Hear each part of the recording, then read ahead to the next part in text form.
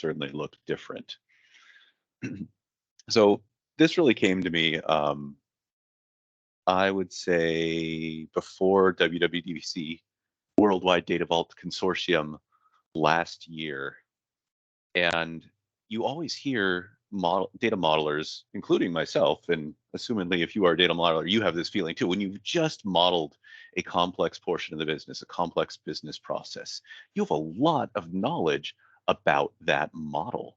You can speak to the link and why it has a dependent child, why it's not a multi-active satellite, why you don't have a hub instead. Um, and why there is a hub that's sitting around without a satellite at all, no descriptive data. You can talk about the different reasons why you split up a satellite. You can talk about the business process as a whole. You have a lot of information because you've taken that time and the end users have been involved and they've provided feedback and the model works and it's great. But then 6 months pass, and whether it be due to staffing changes or it's just due to forgetting, we lose a lot of that data about the model, about the business process that we're modeling. Now, that doesn't mean that the model is wrong. It's still working as intended. It's still pumping data to the correct layers. But our semantic understanding of the model as compared to the business processes has really taken a hit. We lost all that great data because it was all implicit. It resided in the end users, it resided in the data modeler, but we never captured it for future use. And there's a good reason to capture that data for future use, many different reasons. But a big part of it is ensuring that your data vault stays useful, that you don't come back later and you're not lost as to why the model looks this way. So the idea of how to retain this information, how to turn this implicit information into explicit information, is to add a new layer to your data vault. And this is a metadata layer called a meta vault. So what we want to do is expand that semantic layer. Say, yes, our model is representative of the organization, and this is why we know that. We want to increase what we can talk about in the data vault. In a standard data vault, you cannot reference a satellite. There's no way to talk about a data vault satellite, even though that might be important to the business. Our data vault, the reason why we make an enterprise data warehouse is to use the information in our business processes to make better decisions. So it's kind of strange when you think about it to have something so important that is so closely linked into all of our business processes, but not have it modeled. Finally, we're going to have, well, almost penultimately, integrated metadata. The idea is that your metadata about your data vault is available the same way all the rest of our data sources is. It's not siloed in a Word document. You don't have to shuffle through JIRA tickets. It's fine if you have that information, but by bringing that information into the data vault itself, we gain all the advantages that data vault gives us. Everything is communicating with the same protocol, with the same accessibility, with the same understanding of where to find that content. All right. And the other fun one that we're just really starting to see literally as of like a month ago is AI empowerment.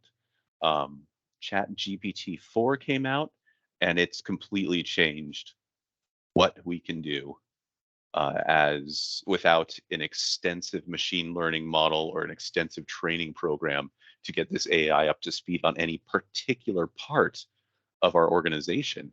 And we can leverage the data vault and the metadata about the data vault, the meta vault, to really put AI through, to have it help us in so many ways. So to explore this concept a little further, I'm going to go through 3 clients. And each of these clients had a situation that was basically due to a lack of metadata. And we look at some objects we can use, some ways we can model metadata to resolve that issue. Client 1. All right, now client 1 is extremely well together. They were building their first data vault. They understood they needed experts, so they had 2 data engineers. They sent them to Data Vault training.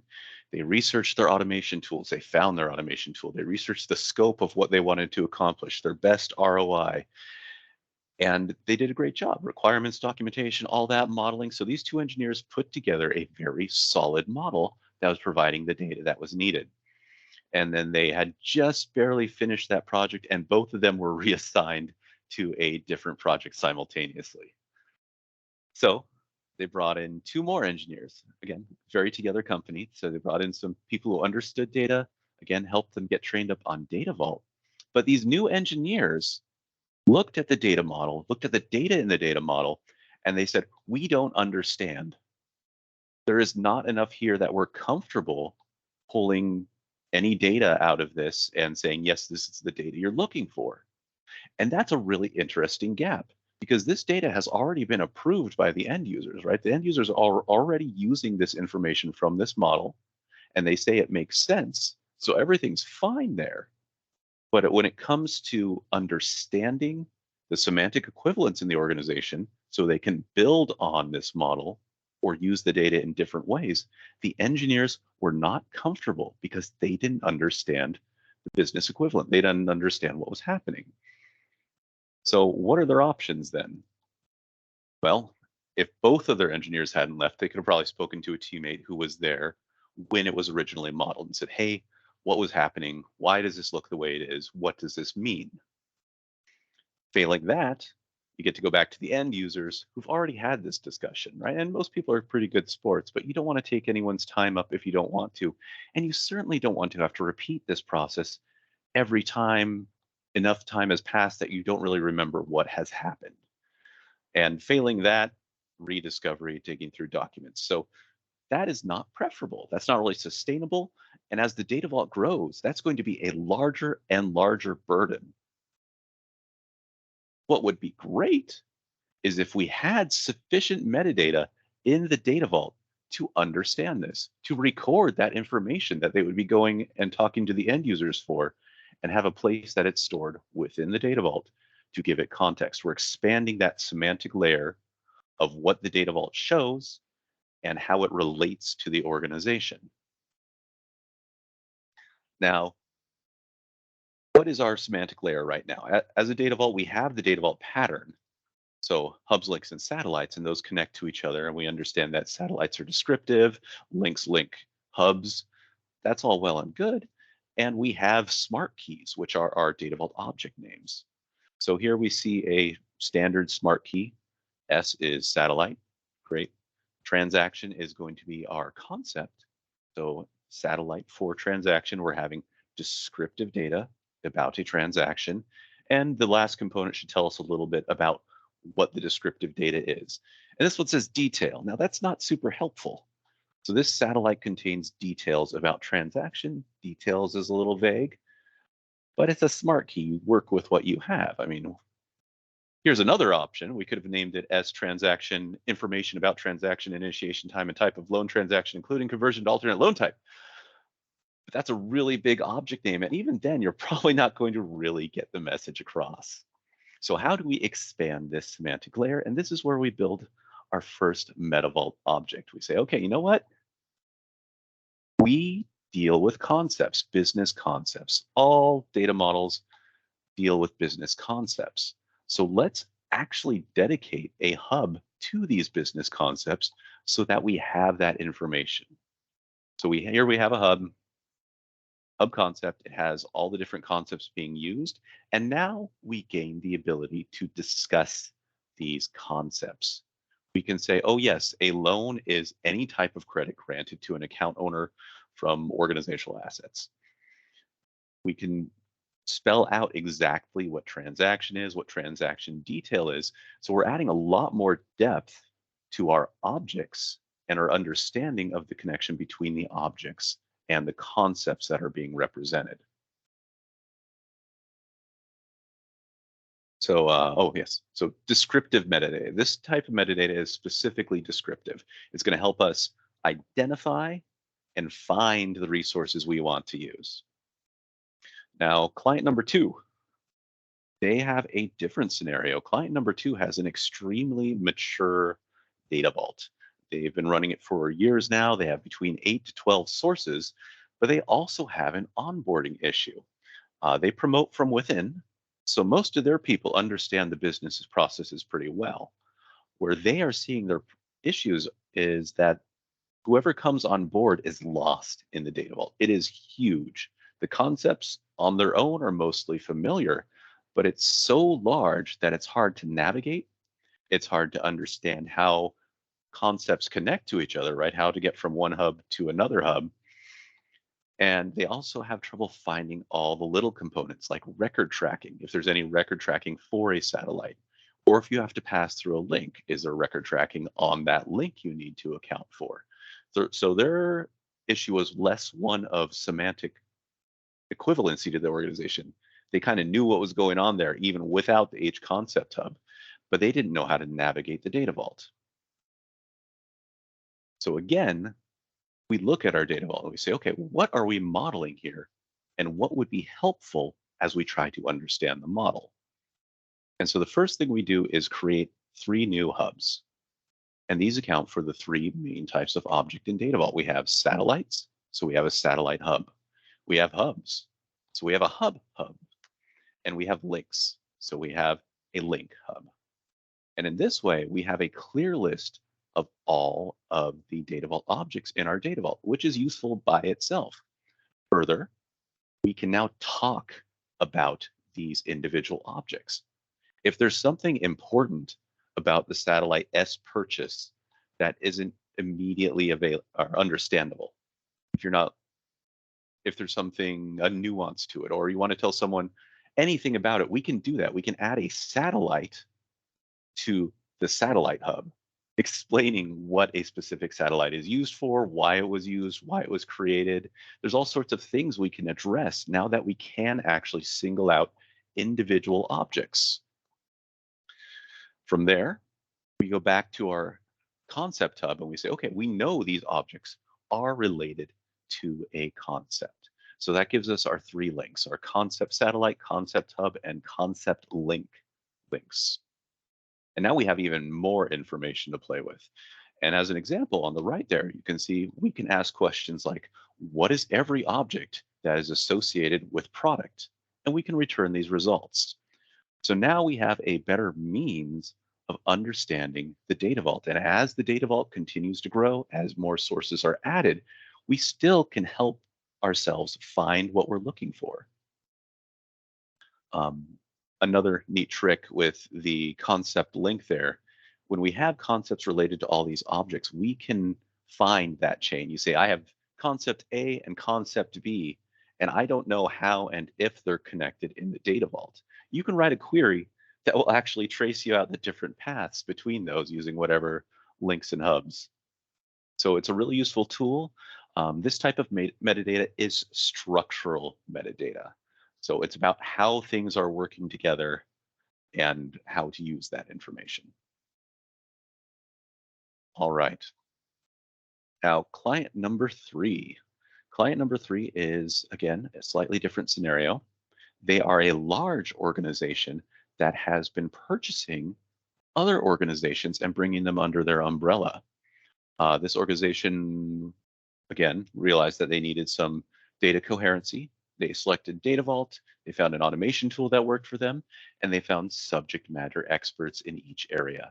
They said, hey, you really know this organization that we bought really well. Please help us model. You the same for that part. And so they had 4 or 5 engineers all working on their own Data Vault, modeling the organization that had been brought under the larger umbrella. And that worked well initially. And then we tried to put all these different parts together, all these different data models together, and we found that there was overlap and disagreement as to how this should be a company-wide data vault. And that makes sense because every organization develops its own terminology, its own business concept, their own scopes for those particular concepts. So how we can leverage the idea of using metadata and the MetaVault to do this is we can start, oh, right, I forgot my confusion slides here. So disagreement over, is this link a link, or should it actually be a hub? Is it not a relationship, but a full-fledged object? Is this hub A, or is that hub A over from this side of the branch? So a lot to decide about how we're going to align this to the parent organization. But what we can do to help ourselves is these discussions that are going to take place regardless can be captured and put in the data vault in that metadata layer. So it's available for people to understand and review, because none of us are going to remember all the details. So my example here is invoice, sale, and sale transaction. And what happened is the manufacturing plants used the term invoice. And they said, this is an invoice. It's how we sell product to customers. And the retail division and the service division said, no, this is a sale. And this is how we sell things to customers. And then the sales department for the parent organization said, no, those are all just sale transactions. There's no difference between an invoice or a sale. Same. But this is an issue because it was different. The business processes around an invoice for the manufacturing side had a different business process and a different flow of work than the sales happening over in the retail and service side. A sale had a different process than an invoice, until you stepped up to this overall sales division from the parent company, and then it was treated the exact same way. So it's kind of a supergroup subgroup situation, but it's needed. That grain of detail was needed to accurately show what was happening in the organization. And so one option is to go ahead and fill out those concept definitions, right? Let's make it very clear what we're talking about. Further, let's specify that when it comes to concepts, laser pointer out here. Oop. There is a concept called sale transaction, which is inclusive of invoice. The invoice concept is a subconcept of sale transaction. Similarly, sale is a subconcept of sale transaction. So if we have a hub for sale transaction, we can put in the notes for that hub, again, because we now have the capability to discuss the hub and say it's a view generated by unioning H sale and H invoice. And it says to use the individual hubs for tracking in case you need to find out what is or isn't current. And now we've given ourselves metadata regarding those objects. So it's our documentation, we can leverage it, we can use it. And as the data vault grows, as new people are brought in, as you come back to this area of the organization after X months, you don't have that confusion or that relearning process. Why did I do it this way? That's all covered and it's all here. Another really great thing about taking this step, going ahead and putting this extra information in, is it kind of keeps you accountable, right? If you start to build a satellite or a hub and you go to describe it and you say this hub represents table A on source L, you'd kind of stop and say, wait, that doesn't line up with all the rest of the business concepts I've been talking about. There's no business equivalent. What am I even modeling here? So by showing your work, you're providing, commenting, and useful history for people using the data vault after, and you're keeping yourself honest as you go forward. So there's a lot of use and power, and it's however you want to set this up. What is important to your organization to track, right? I think everybody can benefit from the concept hub. But when it comes to subgroups and supergroups, it's going to depend on what your organization needs and the complexity of your data vault. But by setting this up, by giving yourself this very basic meta vault structure, here it is, you can accomplish a lot and talk about a lot. Now, the other really big win from this is we are documenting context for our data, and we are documenting relationships in our objects, which means we're documenting relationships between concepts, which means that it can be navigated by whoever, including AI. Chat GPT-4 specifically came out about a month ago today. Actually, exact 1 month ago today, it was released. This was a huge jump in skill over GPT-3. It understands things much more fluently. It has like a 90% passing the bar. So it can accomplish a lot. So understanding the relationships in a data vault, well documented out using metadata like we've been showing, it can handle no problem. So what I did was I took a very small meta vault, basically just what you saw on screen there, a concept hub, a hub for each of the objects and the links in between. And I gave it a variety of tasks to see how well it would perform. And I am so impressed. This is going to change everything. It's going to force us to rework any existing automation tools, and it's going to make our data engineering so much faster. So we're about to go through 3 prompts, and I'll show you what I asked GPT to perform based on that little meta vault I gave it and what its responses were. All right, so first, it said create a data vault bridge table from 2 different hubs, HBell schedule and HStudent. And it did. It said, okay, you know what? I don't have a direct relationship between those two. It looked for a link. First thing, makes sense, but I wouldn't be asking for a bridge table if I had a link. And so it used the link L concept link to find how it could attach those hubs together. And it didn't see a direct link between Bell schedule and student, but it knew that there was a Bell schedule section link and a student section link. And so it was smart enough to use that object to understand, based on the metadata provided, that it could jump between those 2 objects to build a bridge table. And it did, and you'll see that right down there. It provides the DDL on top. It also provides the necessary query to fill that bridge table. Now, if there are any of you out there who have played with AI a little or know the terminology, this is a zero prompt. I didn't give it any training. I didn't say, this is how I expect you to behave. I just asked it a question and it answered coherently. So this was super cool. And I said, you know what? I like that a lot. Can you give me a template for how you created that bridge table? And it did. It said, sure, here's the template I would use to make that bridge table. And I thought, this is great, but you know what? Its template is not always going to be how we are going to want to build it. We have different ways we like to structure our vault. So I had it make a change to the template with just normal human language. I said, hey, here we go, let's see, alter the template by making the first column name with row ID instead of ID, and do not make it a primary key. You know, just a change for fun to see what would happen. Whoops, excuse me. There we go. And again, it worked. It updated the template just fine.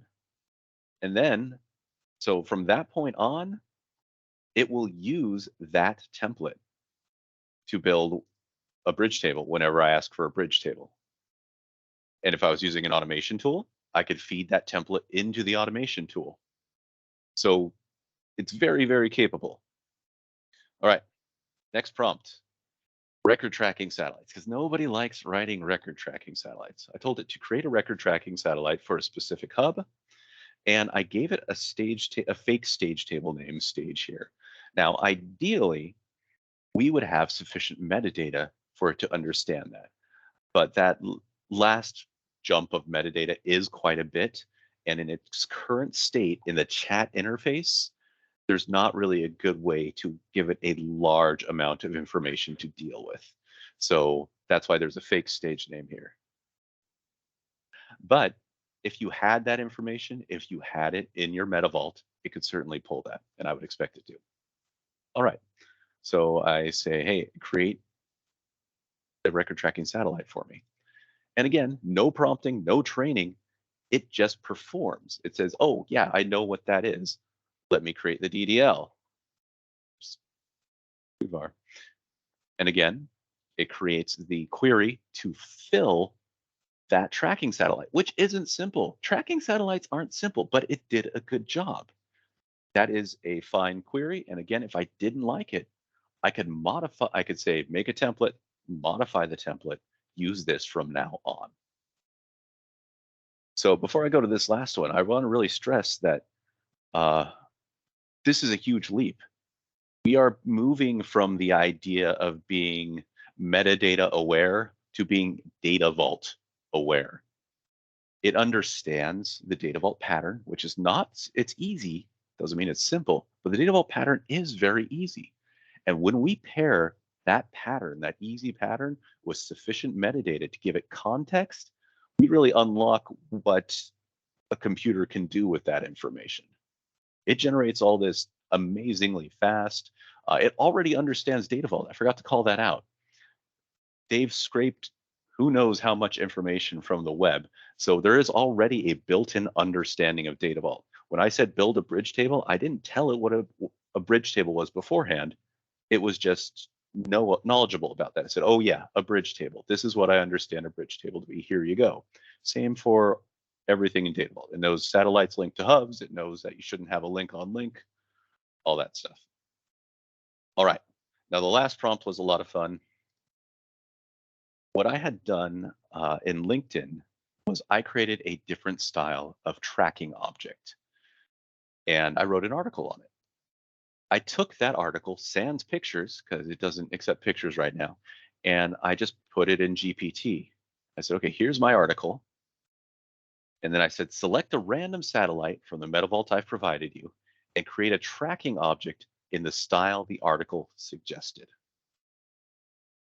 And again, it did it. And not only does it go through the process to create it, it actually breaks down its understanding of the article and why it wrote the DDL the way it did.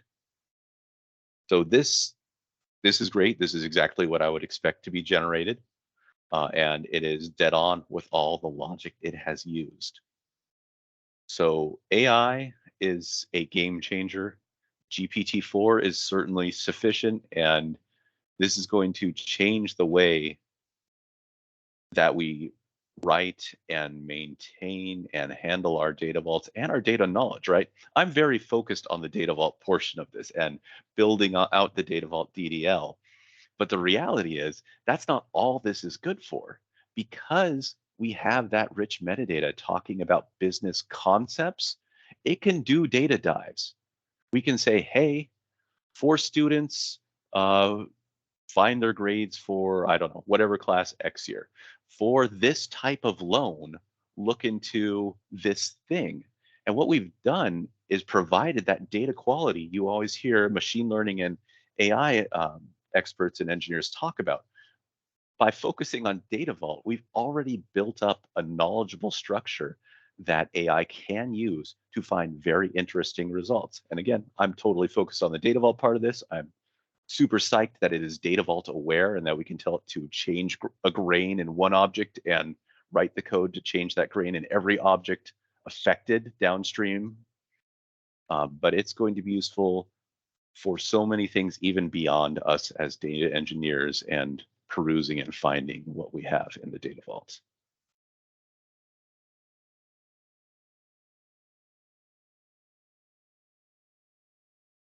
So that actually kind of flew through that this time.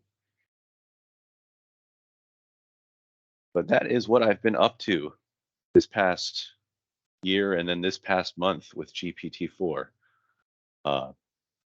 So now, like I said, we are a small group, so anyone wants to talk, anyone has questions, happy to discuss. Well, Christopher, I have one.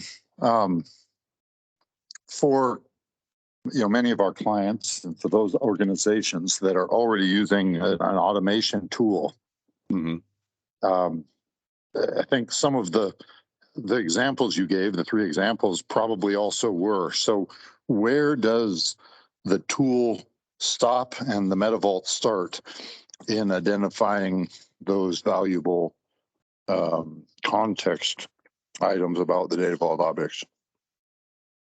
Do you have Well, any guidance on that? Yes. So if you already have an automation tool, that's great. And that's probably going to help you build your Meta Vault much faster. Hopefully, they'll already have a little breakdown of your Data Vault objects and the relationships in between. So you can leverage that to build the Meta Vault up more. As for the other component, understanding and navigating your Data Vault, I would say that would happen within GPT.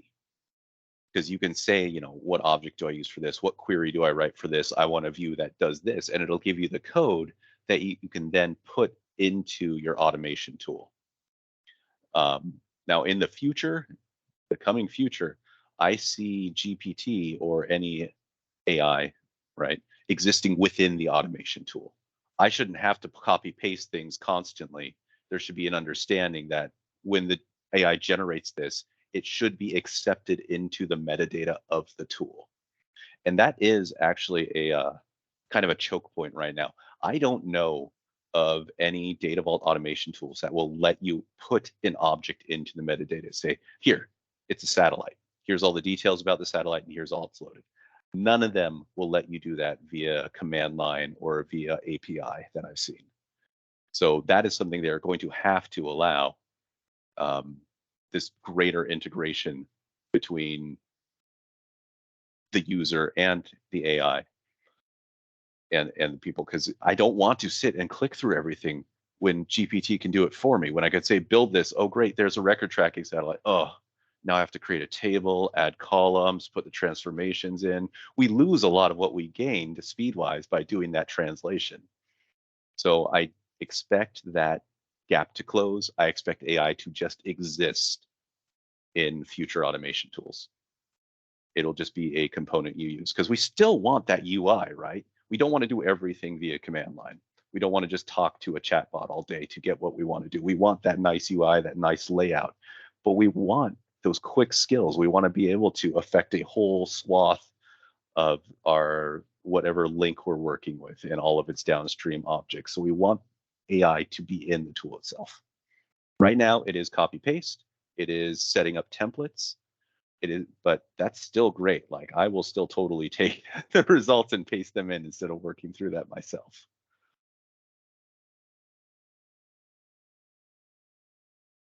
Thank you. Other questions for Christopher? I have another if nobody else does, but I gotta believe there's some out there.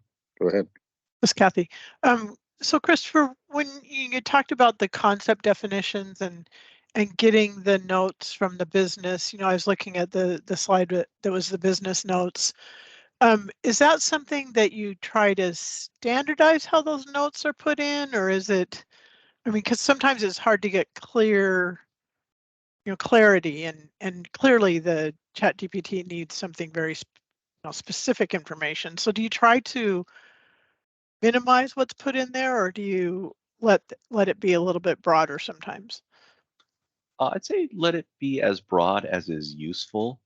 That those satellites are really meant for end users. So don't try to put more in there than you need to understand the data vault or your structure, but make sure you do. I think the primary purpose when building those should be for data vault longevity and end user use. It's just that GPT can jump on top of that and make so much out of it as well. So now it's like, not only is it good data practice, now we can actually show a significant ROI in following good data practice, which might be the first time in history that's happened. I don't know any time where you're like, look, you'll get stuff out of this right away. Right. Okay. Thank you. A note. Hey, Christopher. So, go ahead. No, please. I was just curious, where do you think it goes from here in terms of using something like GPT-4? Do you think that we could feed it the Meta Vault and then it can generate all the DDL to create the data warehouse and do all the hard work for us? Yes. And I have done that. I have toyed with that. There are some steps to take, right? It has an idea of what a hub looks like. So you need to make sure that its definition of a hub is the same as your definition. Right. But with that really minor stuff, what I did was I gave it a meta vault that consisted of like, I don't know, 6 links, 12 hubs, and 18 satellites or something like that. And I said, generate the DDL for this data vault. And it just pumped through all the hubs, all the links, all the stats, just anything I wanted. It is perfectly capable of doing because, again, we know the pattern. It knows the pattern. So all that's Sure. left is exercising that pattern. Sure. And just out of curiosity, at first I was like, okay, what's the benefit of having the meta vault in, in the data vault as opposed to just in a wiki article or something somewhere like regular documentation would be? And then I'm realizing the programmability of it is cool. Have you thought about maybe, I don't know, generating a visualization of the data warehouse using the meta vault and having that tied to, like, I don't know, something in D3 or another visualization tool? I haven't dipped into that at all in this, but yes, you can say, hey, use turtle syntax, build me out a RDF. I want to see what my data vault looks like. And it can, because you've provided all that information. You could even say, do the one that, go bigger if we use it more, smaller if we use it less. So GPT lets you step outside of the strict SQL environment. You can start to say, I told it to build its own API and build a PowerShell script that would let me feed it data vault information. So it is amazingly flexible, even outside of this very narrow focus. Yeah, this is kind of like kids play for GPT, right? Which is why it's working so well. It was built to handle some very, very complicated stuff. And we're saying, here's the context, here's the relationship, read through my details and answer my questions. It's like, I could do this all day. Right. Cool. And one other thing I was curious about, are you actually connecting each of the hubs to the concept hub, or is this meta vault completely disconnected from someone's data vault? Is it just a data vault on its own? No, it would, the link hub concept does contain the relationship between any hub and its concept. Gotcha. But there's no link between H concept and H address or H transaction, something like that. There is within the link hub concept, but that's the only place, because that's the level it's working at, right? It's working at the level Gotcha. of concept and hub, not because the hub is a list of unique identifiers. It's not the hub itself. Gotcha. Okay, cool. Thanks, Chris. Something else worth mentioning is I do really see the AI as an artificial teammate. I don't see it as, if it's pumping out templates, yeah, maybe you don't need to double check those. But the queries you would ask it and the variety of information you can ask it is so huge that you're not going to have templates for everything. And it should be peer reviewed. It should be treated like a member of the team. All right, this generated this. Let me see. Yes, this looks good. Let's go ahead with this. It shouldn't be an empty trust. And also, even if it did get something wrong, which I'm kind of waiting for, you have the ability to just change it. It's a great rough draft generator, if nothing else. Are you just saying that to protect our jobs as data engineers and architects? This is going to make our jobs much easier. We can give people turnaround in under a month, like greenfield to usable data in under a month with Data Vault. This will change it to a matter of a week, maybe, because as long as I can express what I want done with sufficient metadata, it will do it. So once this gets integrated into automation tools, it's just going to be amazing. And you need to know what you're doing, just like always. But if you do know what you're doing, I don't know, sky's the limit. Like I know I've only begun to see the tip of the iceberg, what we can do with this tool. And it's amazing as is. There's a commercial tool that takes natural language processing and turns it into queries. And this is have that potential as well. Absolutely. For a user to ask, I need to know the sales from the North region in the second quarter of last year compared to this year, and have it write that query against your data vault or your dimensional model. Yeah, it could even, if you could just have it return that information. It has all the context it needs to determine that. based on your description of your satellite, based on your concepts recorded. So it could return that information. Good point. Yep. Why stop with the query? Go all the way down the analytics.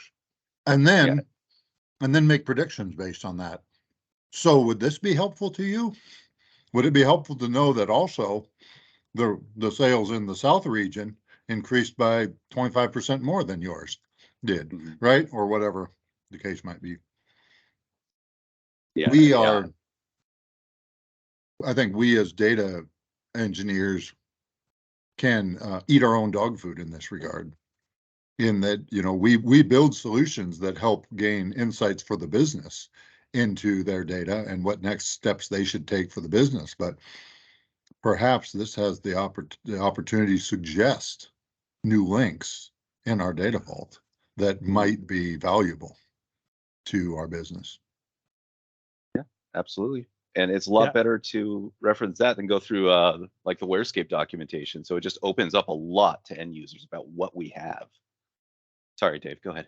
No, it's fine. I was just going to say, I like what you said, Mike, about kind of allow it to suggest insights that other, data observations that may be apparent from what it can tell. Don't limit it. Yeah, interesting. Fascinating, Chris. Great stuff. Christopher. Thank you. Is it worthwhile here? We have a few minutes as we wind down. Is it worthwhile to discuss, how we might apply this? We've mentioned automation tools. We'll be reaching out to. We've already reached out to one of the tool automation vendors that we use and support. What are some other next steps that you guys could see, either us taking, Christopher and me taking with this, or how you might apply it within your organization and how we might be able to help you with that? I know it's hot off the press, and I think if you're like me, I saw this yesterday, and it's taken me 24 hours just to kind of wrap my head around it. Christopher, you've been doing this for what, a week now? With not the MetaVault, but the whole GPT side of things. Yeah, like I said, less than a month. That's how long.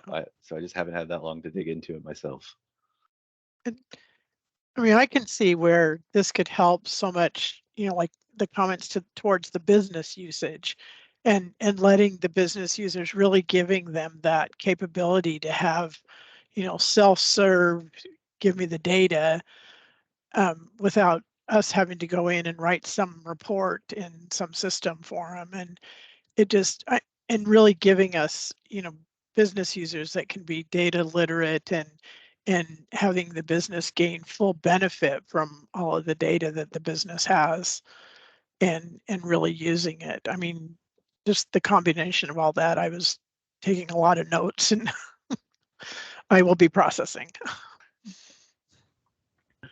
Same. I'm still processing. I guess one thing I found interesting. So I'm the I'm the manager of our AI team. And one of the things that came up is they actually used ChatGPT about, I don't know, a month ago. I didn't tell anybody. And the reason why I'm bringing up this question is it opened up a bunch of security concerns. And I wasn't sure if you ran into that, because that's what we're struggling with right now, is convincing our company in general to even use the concept of this because of the security concerns that it opens. So I wasn't sure what your thoughts were on that.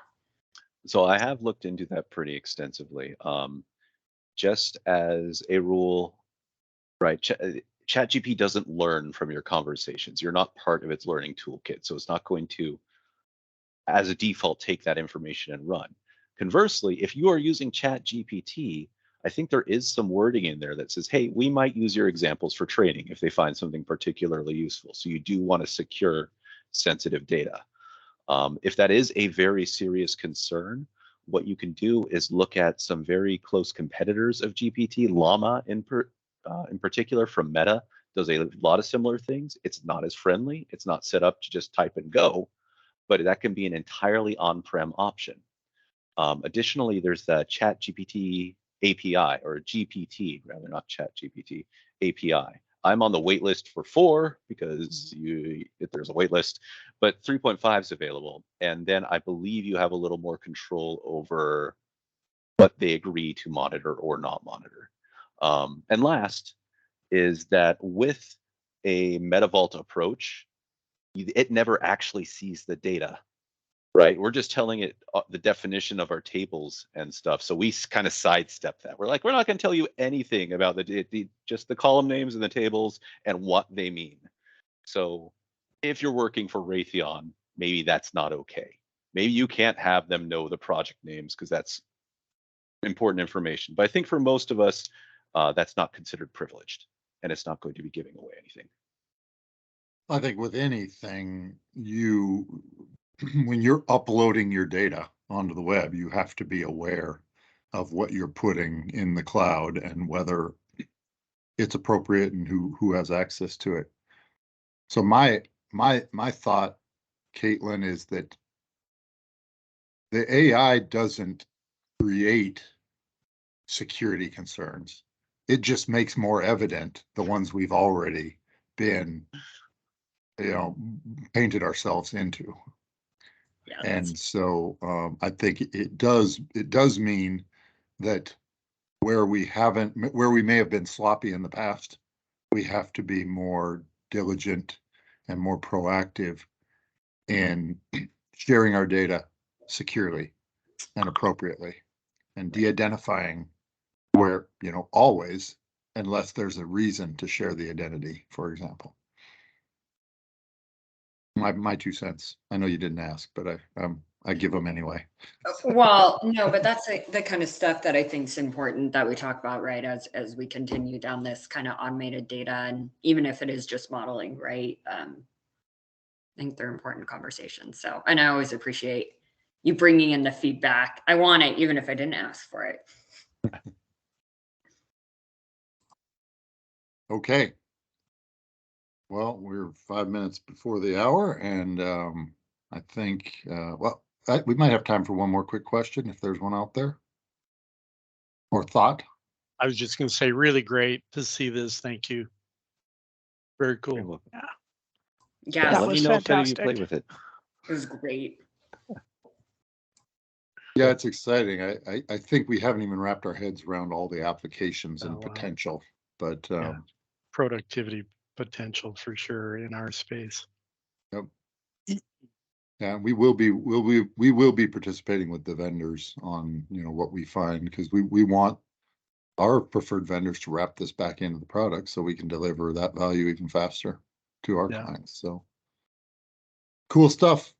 Well, with that, I'm gonna wrap up with one more housekeeping slide.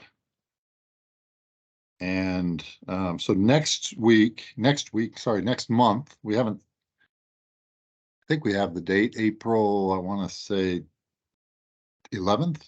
May 11th is, I'm a little off in my future topics here, so I guess I'll speak to that rather than show you.